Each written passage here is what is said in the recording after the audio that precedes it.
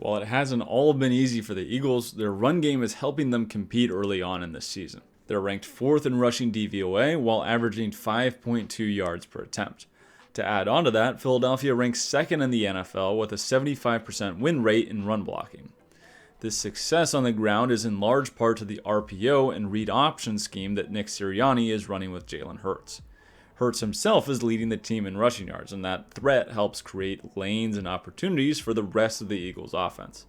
Yet the passing game still leaves a lot to be desired. Hurts struggles with anticipation, and the drop-back game for the Eagles is frustrating to watch at times. Sirianni isn't creating easy looks that work off of what they're establishing in the run game.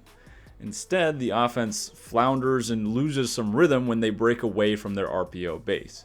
Jalen Hurts is simply not a pocket passer, at least not yet, and Sirianni isn't doing a whole lot to help him out. There's minimal, if any, intermediate passing, especially over the middle, and there aren't really any concepts that attack the coverages the Eagles see as a result of their RPO game. What the Eagles do well, though, is the RPO and read option game. That's the base of their offense and where the bulk of their success comes from. The read option can entail any blocking scheme for the running back or quarterback. The Eagles do mix it up, but at its most fundamental, all Jalen Hurts is reading is the defensive end. If the end chases flat across the line of scrimmage to the running back, Hurts will pull the ball and run around them. When defenses don't stay home, Hurts has the ability to break off big gains. He's not as shifty as Lamar, but he's smart about the hits he takes and balances getting extra yards with getting down to protect his body. The threat of Hurts running and their RPO packages gives Philadelphia a numbers advantage in the run game. The goal for defenses against any formation of eligible receivers is to always have a man advantage. However, that means some defenders have to play in the middle and give that man advantage post-snap, and those are called apex defenders. The read option and RPO game exploits that. Here, the Eagles are showing a flash screen out of an ace formation to the top of the screen. To make sure they have a man advantage over there, the 49ers have to allocate 4 defenders to defend those 3 receivers. If there's a quick pitch or a running back screen that way, they need a free man to make the tackle. However, the Eagles tie the RPO with a zone read. If Jalen Hurts sees numbers outside, he can throw the flash. If they're overloading outside, though, he can read the end for a quarterback run. By using both those concepts in one, the Eagles are isolating 5 separate defenders on the play and removing them from contributing to the called run for Kenneth Gainwell. That gives Philadelphia 5 linemen on 5 defenders. This enables 2 double teams on the interior defensive linemen as they work up to the sole linebacker and safety to the run side.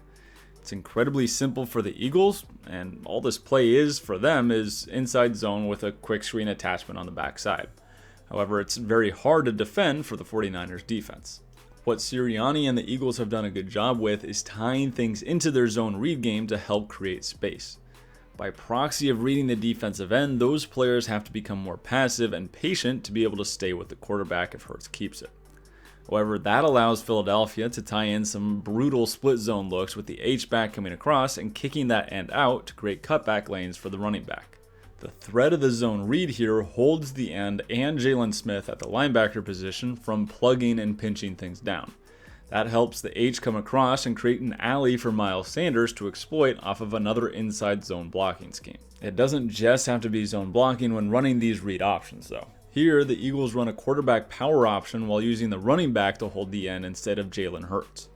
The Chiefs' defense isn't used to seeing that, so they flow to the running back side while bringing down their safety to come help if Hurts keeps it on the back side. However, the Eagles are wrapping a tackle around now to lead block for Hurts the other way. As soon as that end and linebacker widen with the back, Hurts takes the ball and follows his pulling tackle. Adding on to the run game and read option are all the RPOs that the Eagles use. The most basic is the bubble. With the bubble, Hurts is reading numbers in the horizontal space outside. With 2 defenders outside on 3 Eagles receivers, that tells Hurts to take the pass option and exploit the numbers advantage. The Eagles will get to that same bubble concept however they can. Here they orbit the outside receiver to add in pre-snap motion and create movement in the defense. If that bubble player out-leverages or nobody bumps with them, Hurts throws the ball. The easiest way for defenses to combat the RPO and zone read game is to use man coverage. That makes sure that the defense always has a man for a man, can cover the quarterback on a keep, and creates tighter window throws. The Eagles adapted to this by implementing a lot more of their stick flat concept as an attachment to their run game. They almost always pair it with split zone and out of similar formations, but it's incredibly effective for creating natural rubs to spring receivers outside. The defense has to worry about the quarterback keeping the ball, the play side run, the crunch block from the H, and now they have to worry about rub routes and protecting the flats as well. The stick flat is becoming more and more popular to attack outside space throughout the NFL, but it also serves as a way to replace filling linebackers in the RPO world. If the defense chases the flat route, the stick inside is open right behind filling linebackers, which also forces interior defenders to be even slower to the run. When the defender gets caught peeking inside, then the flat route can out-leverage them to the outside. When run out of condensed formations, that stresses the defense even more with the space they have to defend. As the rate of man coverage increases against the Eagles, they're going to have to continue to find ways to beat it with rub routes and picks, especially in the RPO game and at the goal line. All of this is a lot to defend for a simple run call for the offensive line and a small quick game call for the receivers. It keeps things simple and creates easy reads for the quarterback. The problem is, everywhere else, the Eagles aren't that efficient. Their under center run game struggles and their pure dropback game leaves a lot to be desired. When you're seeing a lot of man coverage to combat the RPOs and read option, that means you have to tailor your dropback game to be able to exploit that kind of coverage. The Eagles just aren't doing that on a consistent basis. Sirianni has some obscene fascination with running a ton of curls, especially on third down, and it's one of my absolute least favorite plays, especially against man coverage, because you don't want to have your receivers stop against guys that are chasing them. You want to run away from them. Yet Sirianni and the Eagles call all curls, or a variation of the stick concept, over and over and over again. Hurts clearly isn't comfortable reading some of these concepts. His accuracy has been solid, but a lot of the time he's just looking in the wrong place or waiting for things to break open. In this curl flat concept, Hurts should be reading the side with less linebackers. That means going to the top of the screen. There's one underneath defender there to cover both the curl and the flat. If the defender widens, the window is there to the curl. Instead, Hurts is reading the bottom of the screen, which has 4 defenders for 2 receivers.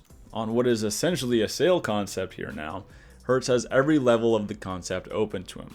There's the deep corner that's gotten behind the corner that's flat-footed. There's the deep curl that has found space in the soft spot of the zone, and there's the flat underneath for a check down. He has more than enough space in the pocket and is at the top of his drop when these routes are breaking open. Yet he holds onto the ball and has to scramble. Hurts just isn't quite there yet as a dropback passer. He's made some great throws and shown some progress there, but he's reluctant to pull the trigger at times and can be a beat late on throws. He has an issue with pulling his eyes down when he faces pressure as well.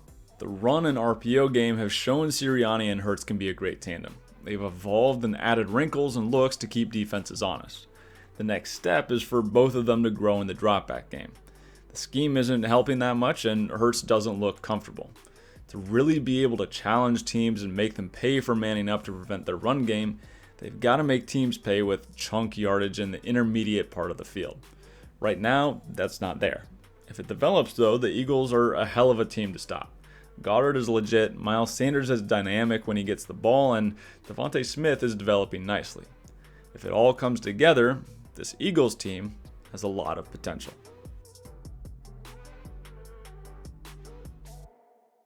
Hey guys, I appreciate you watching all the way through. Make sure you drop a comment. Let me know someone, a scheme, idea, person who you want to see broken down here in the future. I'm also releasing a speaking football course that goes over the basics of the language of football, what techniques are, what alignments are. So if you're interested in that, check out the link in the description.